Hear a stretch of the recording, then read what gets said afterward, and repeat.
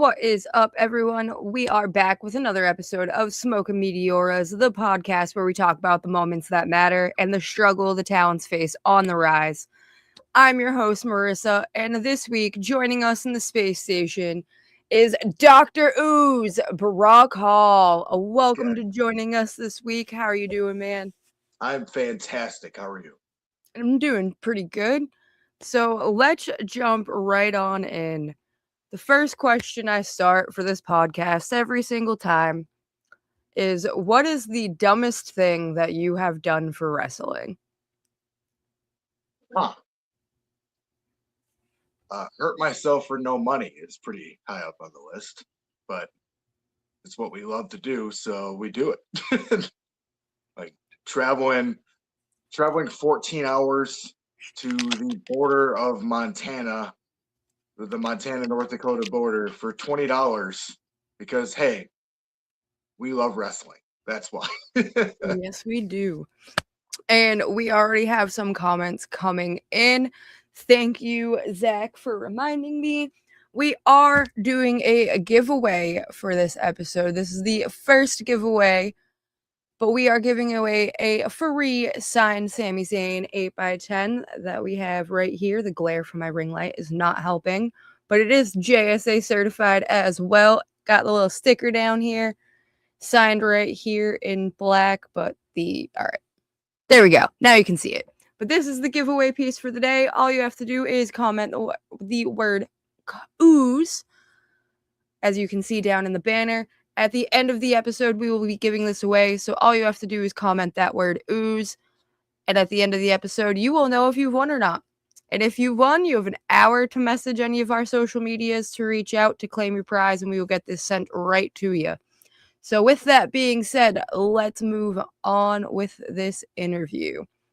So let's go back to the very beginning. Okay. Before wrestling had ever became real for you, what kind of kid were you growing up? I was a big nerd who just loved wrestling. I got my first action figure when I was a year old, the little Hasbro's, Yep. and I was hooked then. Like I sat there watching wrestling nonstop, VHSs of Hulk Hogan. I just love wrestling. Like it's literally the only thing I've wanted to do my entire life. So what do you think originally connected you to wrestling emotionally? I think it was just like the superhero aspect, like how big and larger than life they are. Like it gave you something to believe in, something to watch, something to just like enthrall yourself into. That you're like, man, like no matter what's going on in the world, wrestling has always been there to save me from it. So like no matter what bad things are happening, I can always just go into wrestling, put a DVD on, put a VHS on, and go, man, nothing matters because wrestling's here for me. Like wrestling's just always been a thing that's there, and I owe more to wrestling than it ever owes me. Like I love wrestling so much. So would you say that wrestling felt like more of an escape or some sort of expressionism for you, or maybe just sort of some competition or something else? I think it escaped. Like definitely didn't have the greatest childhood, but like like there was support system, but I think there was a lot of things going on in life, and wrestling has always been there to no matter what's going on. Like you can go to wrestling, everything's happy, everything's good.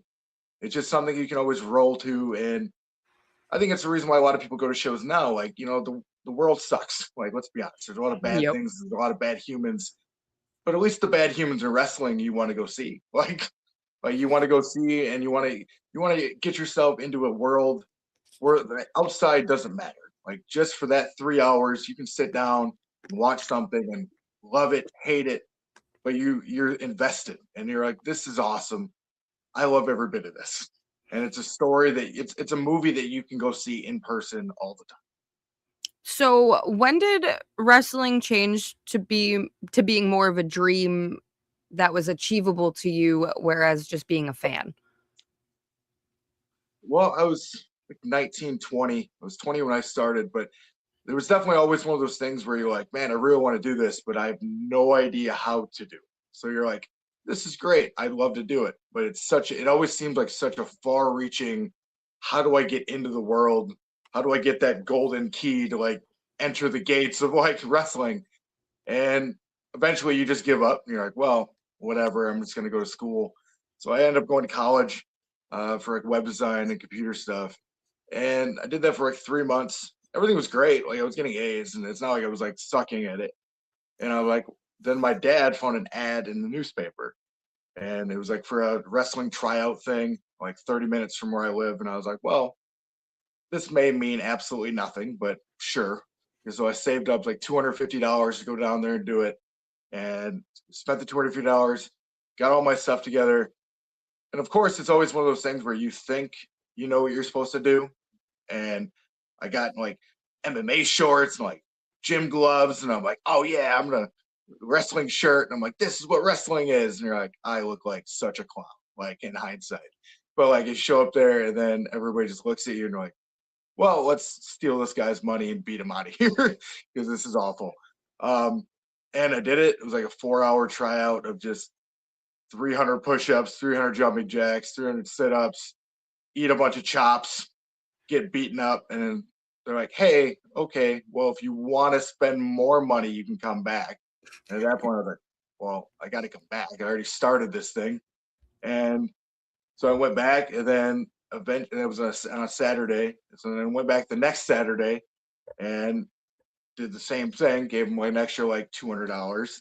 And I was like, okay, well, if you want to spend the whole tuition or start paying that off, you can get trained full time. And at that point, I was like, well, might as well. Like, this is all I wanted to do. Like, I didn't want to go to school for anything. Like, so I just dropped out. It was, whatever. Hindsight is what it is. But I was like, I need to commit to something that instead of doing something for a job, I want to do something as a career. Like, I want to do something that I really, really want to do. And I'm not as committed to doing that, but I'm fully committed to doing this. No matter what it takes, I know I'm not going to let myself fail. So I'm going to jump into this. And I went full board into it. And here we are 15 years later. I'm still going. So, what version of yourself first stepped into training? And looking back, what do you think your younger self was searching for? I think my younger self was definitely searching for purpose. Because that was the whole reason why I went to school to begin with. Because I was just working. I was done with high school, so I was just working a job, really just kind of like drifting off in the world. Like really had no like certain goals of directions. It was like I knew things I wanted to do, but it wasn't happening. So I was like, well, I'm just gonna do something to kill time. And then once wrestling came in, it was like, all right, like this is a thing I didn't think was even possible. Like in my head, I was always just a kid that like watched this and always wanted to do it, but it never seemed like a thing that was ever attainable. And once I had it in my hands, like, oh, like this is awesome. But I definitely walked in there bright-eyed, bushy-tailed, like, oh, this is not going to be as hard as I thought it was. But it was awful. It was terrible. And I'm like, this sucks. And I'm like getting beaten up and bumped, and I'm like, wow, this is miserable. This isn't nearly as glamorous as it was as a kid, where I'm like, oh, this is awesome, WrestleMania. I'm out here, fireworks and pyro, and I'm like, no, I'm just sitting in this dirty barn in darkness, getting beaten up by a bunch of people that have never met me before and don't want me there. So I definitely walked into that far different than I should have, but I mean, it worked out the way it was supposed to. All right. So, let's get a little bit into more of your character. So, who is Dr. Ooze and what inspired the direction of this character? And Words. yeah, words are not my thing today. What inspired the direction of this character creatively? Well, it's one of those things where you got to adapt and evolve over time. I've had definitely many iterations of myself, and some not so great ones, some okay, but like you just eventually got to figure out who you are and take a bunch of things that you enjoy and really love and combine them all into one thing. So I would like to call myself the Ivan Ooze of professional wrestling because that's my love of the Power Rangers as a kid. And Ooze. And I mixed a bunch of stuff like Atom Bomb. I love Atom Bomb. 1994 WWF is my all-time favorite thing ever. Like it's a guilty pleasure. I love that more than anything. So you got Crush, you got Atom Bomb, all those guys. Like those type of characters, like really drew me in. Like I love those type of larger than life gimmicks. So like combining that with like the Power Ranger, Ivan Ooze, and just bringing all these things together is pretty much where I got to myself now. Where it's like, how do I combine all these things into one? And here I am. So, what part of your real personality lives the most inside of your character? Definitely my sarcasm and my don't take no crap attitude. It's definitely one of those things where, as a kid, I was always bullied for most of my life. So when people say stuff to me, it doesn't bother me. I just love the fact that I'm confident in this character to just respond. So I can just, no matter what you throw at me, I'm always gonna have a smart ass thing to say to you. So I love it. Like that's just who I am as a human being. So entertains me. So, is the character more of an exaggeration of yourself or more of like an honest perception of yourself or maybe just something different? I think it's a little bit of both. I mean, there's definitely the very over the top aspect of the character itself, but like in deep down, like who I am and what I portray and how I portray it is very much me. It's very much me turned up to like all the things I normally would want to say, or maybe I keep inside as a good human. I can just say because I'm out there and it doesn't matter anymore. Like I'm allowed to just express myself and tell people how I feel about them. So I think it's a little bit of both. So, has the gimmick evolved as you've evolved over the years? Yeah, this gimmick has definitely been a thing over the last probably about a year and a half that I've been trying to really mold and manipulate and put together where I want it.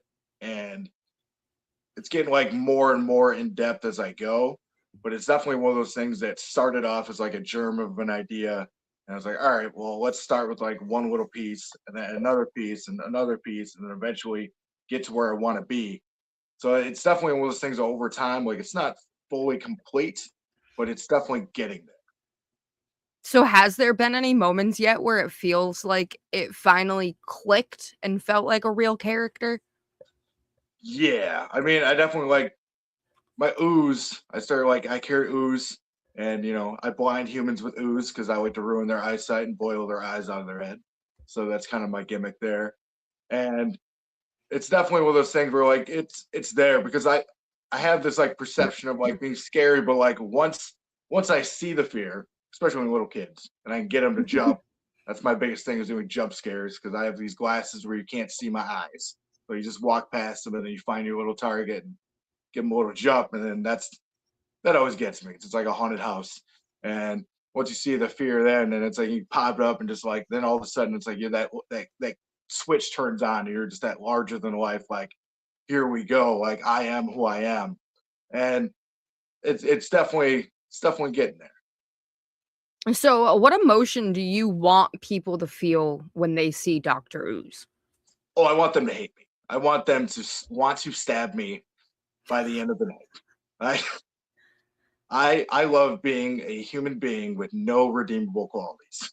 That is always my goal. Like I want you to look at me and by the end go, you may like me, but I'm going to make you hate me, and I'm going to do everything you can to make you hate me. And I Not love even it. gonna lie. I So, love it. last so yesterday I had Vic Craig on, and when I had popped up like the promo photo to say that I was having you on the next day, he was like, I don't know who that guy is, but he has such a cool look. I like that guy already. And I was like, well, you're not gonna like him after this interview, I guess.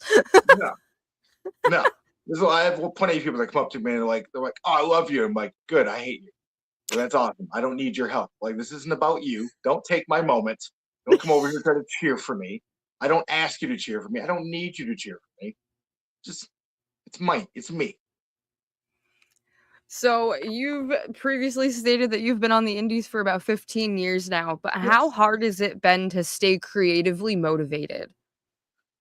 I wouldn't say as hard. I think there's definitely points where you shift your focus. Like at the very beginning, like in wrestling, it's always like I got to learn my basics. I got to get this basics down. So you're not as focused on character. You're like, hey, just give me anything. and I just need to learn to wrestle. And it's like, you see a lot of young people now, and it's like, oh, I got this character. I'm like, that character's going to change a million times. Just figure out your wrestling. It's fine. I know you have to do it. But like, once you get that basics down, then you just like, all right, I can start working on character. Once you start getting character down, you go, well, now I got to think about what, not this character. What does this character do? So like, that's a big thing. Like, yeah, any of us can do anything. Like all the moves in the world, everybody can do that.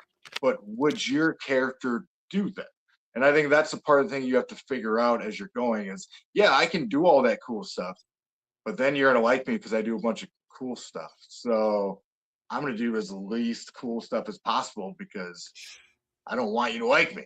I can do those things, but that's for everybody else to do. Like I want to do all the things that make you hate me.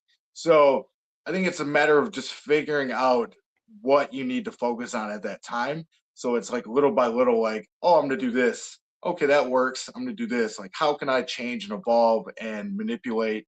But it's definitely a process that you have to figure out where you're at exactly and then go from there. So, what is something that people don't understand about the longevity of being a wrestler?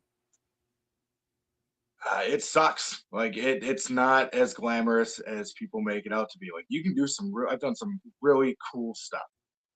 I've also done some stuff that you go that other people look at and go, "What are you doing? Like this is what you're wasting your time with. You're sitting. You have a 3 hour car ride that turns into 9 because it's a snowstorm and you have to drive 20 mile an hour white knuckles like all the way home. Like yeah, like you left yesterday at 6 o'clock in the morning and you got home today at 4 a.m. Yeah, for what? $40. And it's like that sucks, but like I mean, it's just everybody thinks it's easy. I think that's a lot of people think it's easy. It's hard, but you have to want it. You have to be okay with it sucking for a really, really long time. Like the farther I get in, the more I look back at things I've done as far as like character or like even like wrestling and all of a sudden I'm like, oh man, I hate that. I can't watch that back. It looks terrible. And it's like get to the point where now like, oh, I'm 15 years in and I don't want to watch anything before the 13-year mark because I'm like, oh, that's so cringe.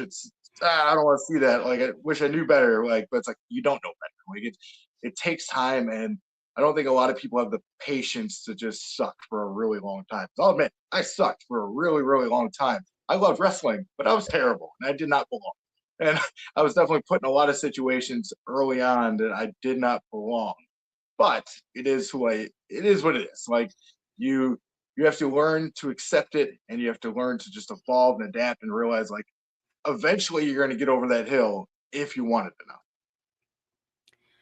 So, have there ever been periods where you felt creatively stuck, or maybe where just wrestling stopped feeling fun for you? Wrestling has never been not fun. Like it's definitely one of those things where like I've never not appreciated how cool this is and the opportunity that I've gotten to do something that's so little. Everybody dreams about doing something as a kid. Like, hey, I want to be a football player when I play in the NFL. Hey, I want to be a basketball player playing in the NBA. Like, may not be in WWE or TNA or AEW, but like you're getting to do a thing. There's not a lot of people that even commit to the part of like, oh, I'm in the NBA G League. Like not a lot of people even commit to that. It's always like one of those things where like, man, this is really cool. I'd love to do it. And then you just go work a 9 to 5 all the time and you do nothing and you just is what it is. Like I've never not appreciated the fact that I get to do something that I've always wanted to do. And I'm making the little kid that watched it as a kid like proud. Like this my younger self is looking at me like, man, I'm the coolest human alive. Like I get to do all these things. So I've never not appreciated that. But there have definitely been parts of my life where, dog, I am talking. Thank you. Tough crowd. Tough crowd. But there have definitely been times where like you're kind of rolling through the motions as far as a character, like, hey, this is what I do.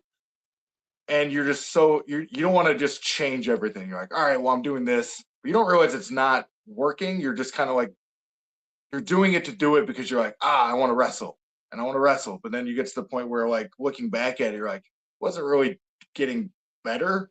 You were just kind of doing it. So you had to like challenge yourself and find ways to you have to find and put challenges and roadblocks in front of yourself that you have to overcome that make you better. So, what keeps you inspired now compared to when you first started? Hope. I think like at this point, like I remember when I first started at 20 years old, it was like, hey, the whole rumor used to be like, hey, if you don't get signed to a contract by the time you're 30, you'll never get signed. And you're like, oh man, this sucks. I have 10 years to get this done. I'm 35 now, but now you look at the people and like all these main eventers on TV are in their mid 40s and they're killing it. So now, like, I think the hope of the idea of like it, not everybody is on the same path. Not everybody can just be a prodigy and be done by 25 and signed by 30. Like some people you have to realize like it takes time. Like I understand that was not a born athlete. I'm not a gifted, everything in those aspects. Like I was just a generic little fat kid that liked wrestling that had to work really, really hard to be average. And so now we get to that point where you got to I'm try, still here. My work camera hard. just does not like to stay No, plugged in, apparently. no, you're good. There we go. And it's just like so you get to those points where you want to quit, but now you see all these opportunities. You're like, no, I'm feeling it. Like I feel like at this point, like I am at the top of my game, and everything I do, I'm sit there, I'm like, I can't stop now. Like I'm finally at a point where I can go. I am confident in everything I do, and I'm only getting better. So like the hope of that, and realizing like the window isn't closed. The window's only closed when you choose to close it. And at that point, like that's where that's where the drive keeps coming from. Like I can't stop because the only person stopping me is me. So, let's get a little bit more into moments that tend to follow you home. What is a moment in wrestling that stayed with you longer than you expected? It's a pretty recent one, but it's actually been pretty awesome. Um, so like a year ago, the ACW Water City Wrestling Con, I had a moment that probably easily the most famous thing I've done, I guess, in my career. Um, Going viral to eating a rock bottom from the famous podcaster Chris Van Vliet. So I am the guy that's getting rock bottom by Chris Sharp. And that was a moment that like blew up my thing, and I'm like, oh, this is cool. But I remember waking up the next day and my phone just didn't stop going off, like nonstop. I'm like, this is wild. This is wild. And I'm a year in, and I'm still getting my stuff blown up, and still getting like comments and people coming up to me every single weekend, going, "Hey, I seen you on TikTok. Hey, I seen you on this. I seen you." I'm like, yeah, you did. Like, that's pretty awesome. Like, that's one of those things where it never it's a thing that's so small, but then you're like, wow, like I didn't. It's not like I didn't think it was going to be a thing because of who he is as a podcast or like the guy in the space. So like, it's not a thing I didn't think was going to happen, but I didn't expect it to last as long as it has. Because now we're over a year, and I still have conversations with him as a dude, and it's just like I appreciate him as much as he appreciates me because he did a lot for me. Even though he says I did a lot for him, like he did a lot for me. Like as far as like getting my face out there to people that would have never seen my face. So, what is something oh, I already asked that. I was on the wrong segment. Whoops. Has there ever been a match that emotionally affected you afterwards? I think there was definitely a moment, one of those ones where I said early on, where I put in a situation where I didn't belong, and it definitely messed with me for a minute, and it forced me to get better.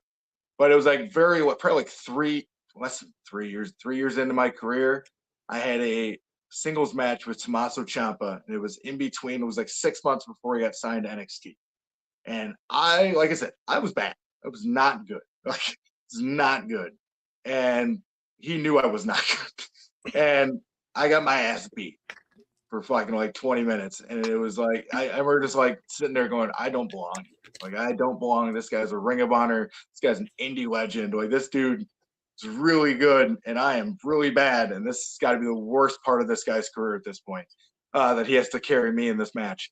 And like, there's definitely the moment that where I just look back and go, man, like, what am I doing? Like, this sucks. Like, sitting at home, like I don't belong here. Like, maybe I made a giant mistake and I'm never going to get good enough to be like here. But then you have to sit there and look back at those two, and you're like, I needed that. Like I needed to be shown how bad I am against somebody that's really good to know I'm bad, like to give me a reason to like I got to get better. Like I may be trying to get better, but I need to get better. Otherwise, this is not going to last. Of course, and I mean, even getting the opportunity that early on to work with somebody of that caliber, I mean, I'd hope they'd understand that they were in your shoes once and they probably sucked once too and were a little more helpful in the process. Eh, I mean, he was a nice guy, but he hated me, and he had every reason to. Like, I didn't make it easy for him. Like, so I'm definitely not one of those things where I'm going to bury a person. Like, he's a good dude. I had seminars with him afterwards, and he gave me a lot of good advice. But it's one of those things where like I didn't help, and it was like, hey, like, what do you do? I don't do anything. I don't know. So like you get to like aspects like that, and then you get like aspects now where I'm put in those situations, and you're like, oh, I can bring stuff to the table, and you see the difference when you walk up to a person now, and you're like, hey, like, what do you do? Like, all right, I do this X Y Z. I have ideas. I have all these things. I did research. I studied. Like, I know everything you do. I know like you can bring all this stuff to the table and go, we can have fun together. And they go, oh, cool. This guy's not an idiot. Like we can have fun. So there's definitely the difference there. Like then it was just like I just show up and go, let's play wrestle against a guy that's really good. What do you bring to the dance? I'm I don't know, here. I suck. I'm I here. showed up. I don't know. I don't know. I can get beat up. So like that's what I did. I got beat up. All right. So has there been any small moments that fans have maybe forgotten about or didn't notice, but were something that meant a lot to you? Huh. I think like early on, like when I decided to actually like turn heel, because I've been heel for like 12 years at this point. Like I am just not a I'm not a good guy. I'm just not. But as far as like, I think there was definitely a moment early on that it was funny because like the moment I turned heel was the first night I ever got over with the crowd where they're like, "Oh, I like this guy," and that was the night that I turned heel, of course, because that's who I am as a human being. I'm terrible. Um, so like literally like had this ladder match, like won my first singles title as a young guy, and crowd like chanting like this is awesome. Like they really liked me, and I'm like, oh man, this is what it's like to be liked. They're gonna hate me. Uh, and then like got on the microphone immediately afterwards, and I was like, I have three people to thank for this victory. After like all the faces had me on their shoulders and like carried me around the ring, and I was like, all right, thanks guys. I'm gonna give a nice celebration speech. You guys can leave. And I got on the microphone. I was like, I have three people to thank for this amazing victory tonight. Me, myself, and I. And then at that point, it was like, oh, everybody's like, oh man, like, screw this guy. Like, we finally liked him, and now he doesn't want us. I'm like, you're right. I finally did it by myself. I didn't need you people. And so that's a moment that will always live very high in my regard. Hey, I have enough critics on the weekend. Leave it alone. It's okay. We love pet cameos here. Yes. Plenty of dog dad and cat dad stuff. I knew they would eventually get involved. So, was there ever a point where you questioned continuing on in this journey? I know you've previously stated that you've relied on the hope to get through, and that you're not to quote John Cena, but you're one of those never give up kind of guys. But have you ever had any moments where you questioned if you should continue on this path? Early on, definitely very early on. Probably like less than like a year and a half in. I remember like just remember like to be honest, I used to come home and like cry and realize like this is terrible. I hate this. Like there was a lot of early on, like when I first started, there was far less inclusive, like let everybody wrestle mentality. I was definitely at the end of the era of right at the end of like, hey, this guy's terrible. We need to haze him and bully him out of the business, get him out of here. So I was definitely dealt with a lot of that when I first started. A lot of, hey, how do we make this guy's life a living hell? over and over again until he quits. And I remember just like coming home from shows and like crying at times. And I'm like, I don't care to admit it. Like, it sucked. And I remember just looking around like, I don't understand. Like, I thought we were all doing this thing that we love to do. Why are all these people so miserable? Like, why are they such bad? Like, thing you realize very early on. And one of my friends like made this quote, and always be the best thing about wrestling is all the people that you meet. The worst thing about wrestling is all the people that you meet. And it's like Yep. you get such a high and a low, and there's never like an in middle ground. It's either they're the greatest person on earth or they're the most despicable human you've ever met, but you have to deal with them both. And you find that early on, like you don't expect it early. You're like, oh, this is gonna be, we're all like this giant brotherhood and we're fine. Eventually you can work to that, but like early on you get a lot of, I'm not useful to you, so you're gonna treat me as such. So like you get to that point like later on, like that's always been the chip on my shoulder too, where like these same people that used to bully me and treat me like garbage, now they're like they'll love me and they'll be nice to me, and it's like that's great. I'm glad I've won you over, but I'll never forgive you for the way you treated me when I first started because I didn't deserve that. Like I didn't like I was still a human being. You didn't need to treat me like I was less than. Like just because I was bad at wrestling didn't mean I was a bad human. Like I was at least still a nice, like respectable young kid that was just trying to like be fit in and be accepted. So it's like one of those things where like early on you get home and you're like, I don't, what am I doing? Like, am I really wasting my time? Like none of these people want me there. They hate me. I'm not good. Like so there's not a lot of things going well for you. So early on, there was definitely those points where I'm like, I can just stop. Like this is great. At least I can say I tried and just move on with my life. But it didn't. But I could have, and I thought about it. Well, I'm glad that you didn't. And because you didn't, you've been around for quite a while now. But what is something that wrestling taught you about yourself as a person? That I'm that I to have confidence in myself. Like I've always been a kid with no self esteem at all. Like I hated myself most of my life. And still times, today I could always be my worst critic. But it definitely gave me a reason to feel like, oh man, like I matter somewhere. Like I may not be like a big deal anywhere else, but like in this moment for these 15 to 20 minutes in front of these people, like I matter. There's definitely like it gave me a reason to like feel like, oh, I'm useful. Like it gave me a reason to think like everything that I like had thought about wasn't for nothing. Like it was like it wasn't all for like I didn't spend all these years and all this time like sitting with my action figures, playing, watching like TV pay-per-views like for nothing. Like it was like studying knowledge and facts and just like becoming a super wrestling nerd. And it's like getting to a point where like, oh, now all of a sudden all these information and facts like are for a reason.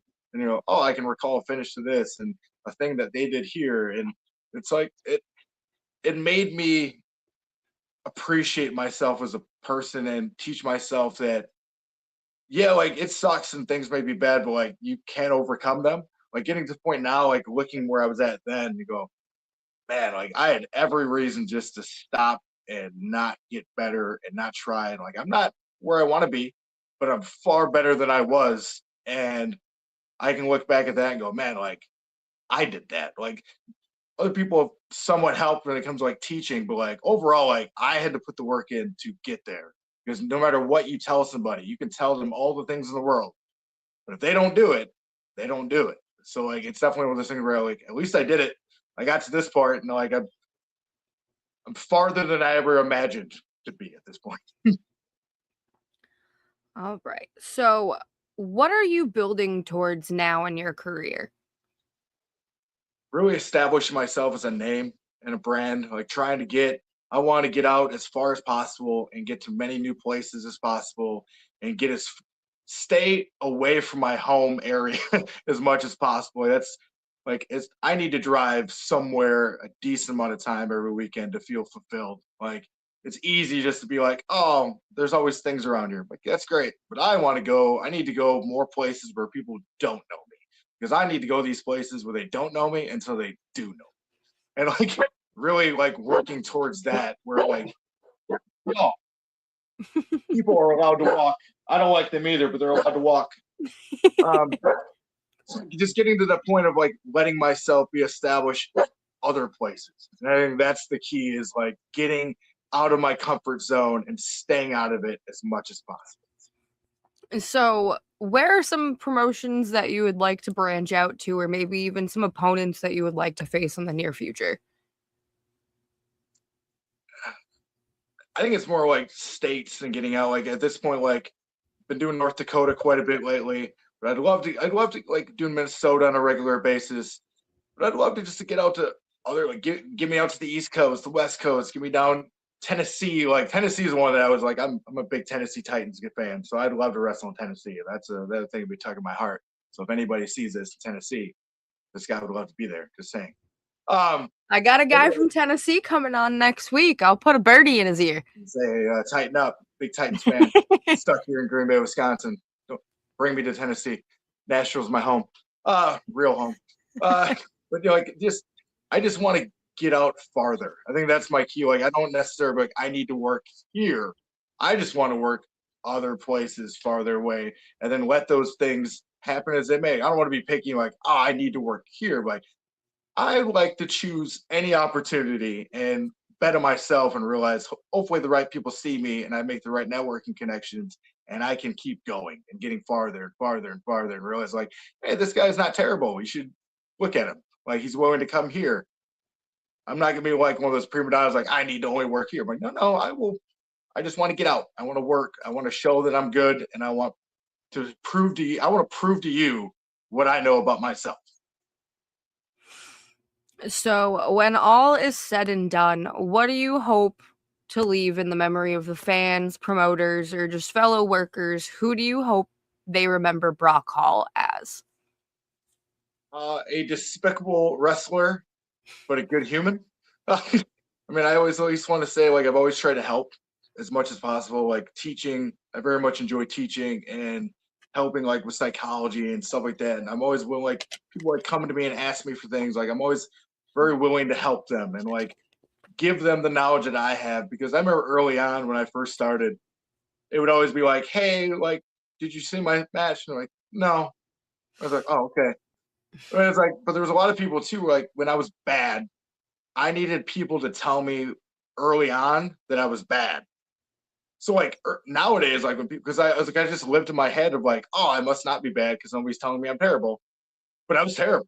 Like so, it's like I see like younger guys now, and it's not like I'm like, hey, I'm not here to like crap on you, but I was like, hey, this is you could try this, you try this, like little things like that. That doesn't make sense, and it's one of those things where like you get certain people, they go, oh man, like thank you, I appreciate that. I'm like, yeah, I do. And then other people take it the wrong way. But it's like I'm trying to help you early on because I wish more people helped me early on. So it's not like I'm trying to like say anything bad about you, but like I needed more.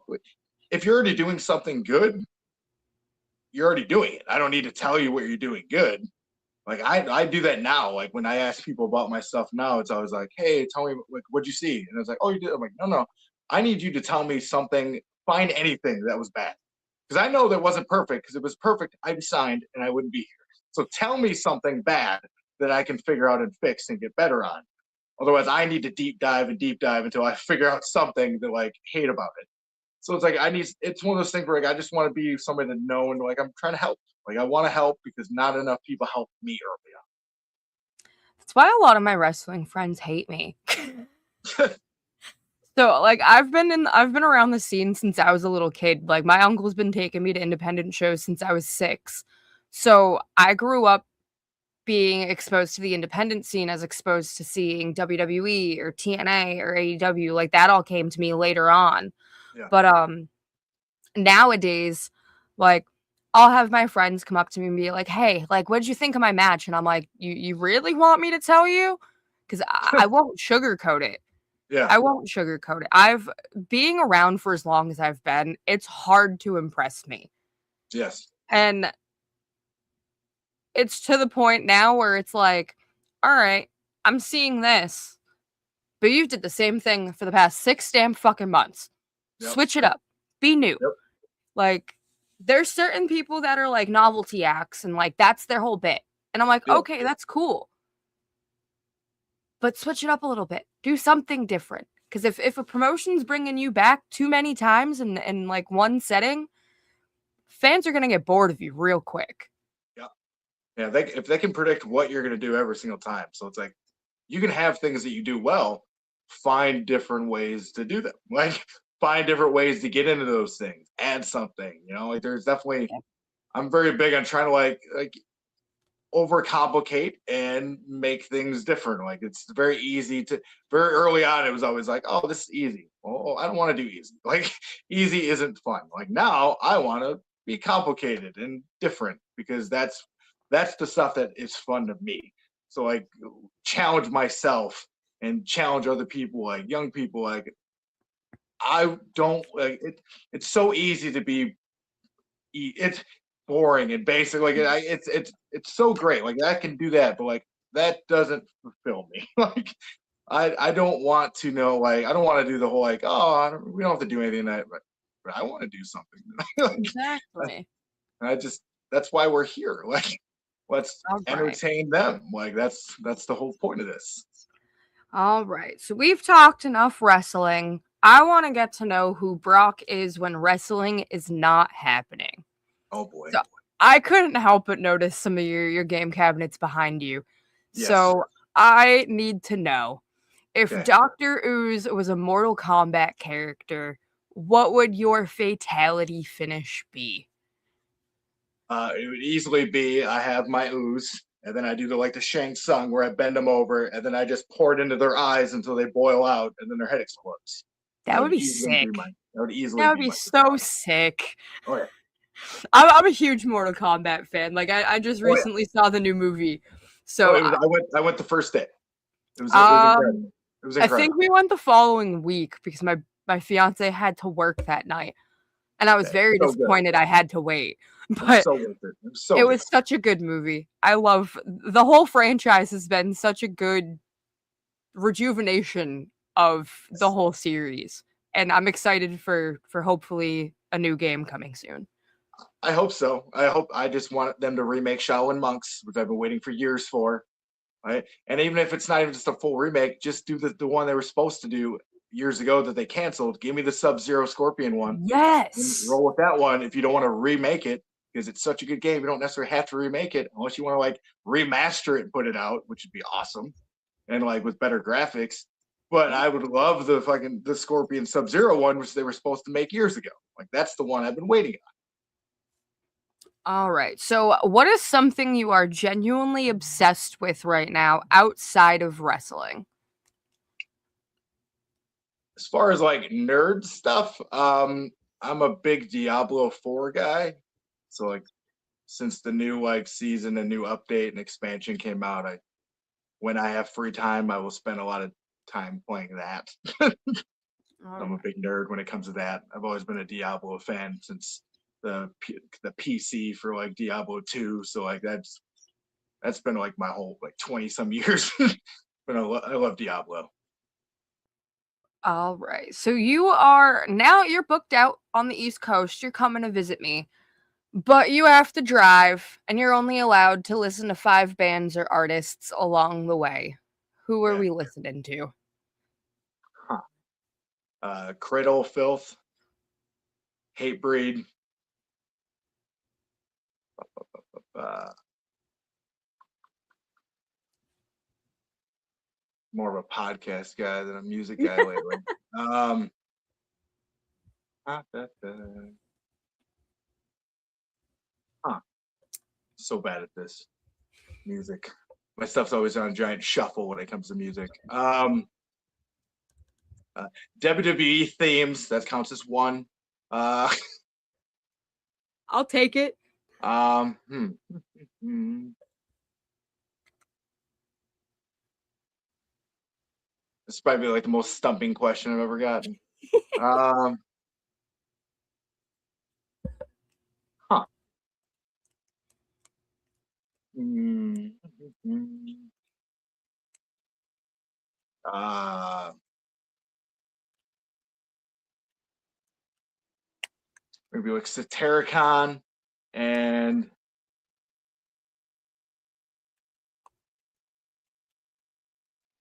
Just septic flesh. Just random five.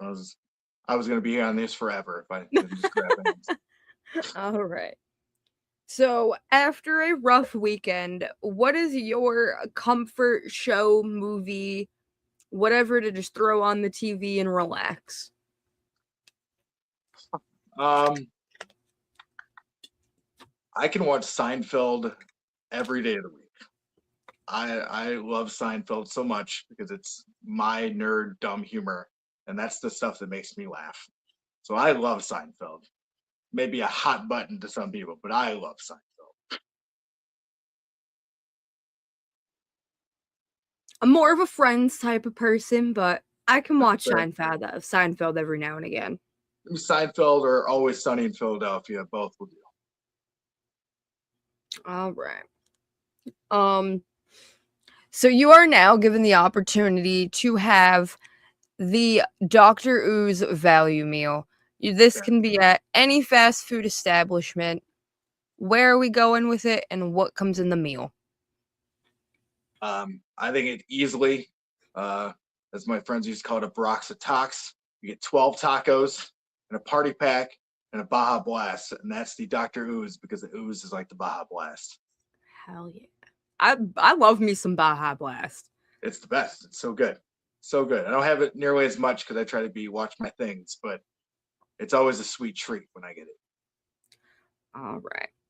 Well, that is everything that I have for you. So, with that being said, if you have any upcoming shows in your area, where can we see you next? And if you are not in our area, where can we keep up with you on social media? You can keep up with me on social media at Real Brock Hall. I have TikTok. I have the Twitter, the X, Facebook, Instagram, all those things. Just Brock Hall, Real Brock Hall, Dr. Ooze Brock Hall. You'll eventually find me on those things. This weekend, I am at AWF in Minnesota. So definitely not here where I'm going to be at, but yeah, I'll be in Minnesota this upcoming weekend, and then I'll be in Minnesota the next weekend for AWF as well. So that's my next couple coming up. Alrighty. Well, thank you so much for joining us this Thank week. you. And with that being said, we do have that giveaway, but we only had one entry. So, A plus Zach, are you still in the chat with us? Because you didn't win. He did win. But he didn't. He did I win. won. Got you good. All right. I'm going to assume he's not in the chat, but he is a friend of mine that I will be able to get in contact with. So we will get that to its rightful home. But with that being said, thank you again to Brock for joining us. Thank you to everybody joining at home. And we will be back in just a few short minutes. God damn, English is not Remember, working for me today. follow me. Just trust me. I'm a doctor. And we will be back in just a few short minutes with Miss Tara Zepp. Alrighty, everyone. We will see you shortly, and thank you for tuning in.